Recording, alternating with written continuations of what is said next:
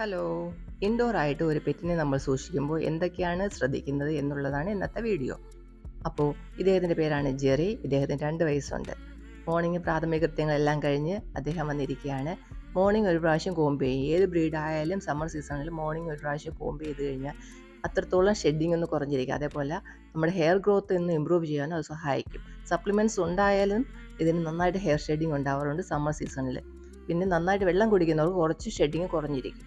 ഇദ്ദേഹമാണെങ്കിൽ വെള്ളം കുടിക്കില്ല. അപ്പോൾ ഇദ്ദേഹത്തിന് ചെയ്യുന്നതെന്ന് വെച്ചാൽ തിളപ്പിച്ചാറിയ വെള്ളമാണ് കുടിക്കുന്നത്. അതും എന്തെങ്കിലും പതിമുഖം അങ്ങനെ ഇലകൾ ഏതെങ്കിലുമൊക്കെ ഇട്ട് തിളപ്പിച്ച വെള്ളം വേണം അദ്ദേഹത്തിന് എന്നും കൊടുക്കാൻ. ചേഞ്ചസ് ആഗ്രഹിക്കുന്ന ഒരാളാണ് ഈ ഇരിക്കുന്നത്. അപ്പോൾ നിങ്ങളുടെ വീട്ടിലാണ് പെറ്റ്സ് ഇതേപോലെ ഉണ്ടെങ്കിൽ ഒന്ന് പറയുക. അതേപോലെ എക്സ്ട്രാ നിൽക്കുന്ന ഹെയർ പോകാൻ വേണ്ടി അത് ചെയ്യുന്നതെന്ന് വെച്ചാൽ പെറ്റ് പൈപ്പ് യൂസ് ചെയ്ത് ഒന്ന് തുടച്ചെടുക്കും. Full body തുടയ്ക്കാറുണ്ട്. എന്ന് വെച്ചാൽ ഫ്രണ്ടിലെ കൈ മുതൽ കാല് വരെ നന്നായിട്ട് തുടയ്ക്കും.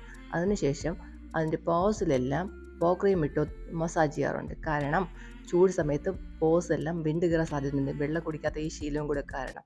പിന്നെ മാസത്തിൽ ഒരു പ്രാവശ്യമാണ് കുളിപ്പിക്കുന്നത്. ബാക്കി എല്ലാ ദിവസവും ടൈം കിട്ടുകയാണെങ്കിൽ 2 പ്രാവശ്യം തന്നെ ഇതേപോലെ ഞാൻ ക്ലീൻ ചെയ്തെടുക്കാറുണ്ട്. അല്ലെങ്കിൽ ടൈം ഇല്ലാത്ത ദിവസങ്ങളിലെല്ലാം ഒരു പ്രാവശ്യം ക്ലീൻ ചെയ്ത് വൃത്തിയാക്കി വയ്ക്കാറുണ്ട്.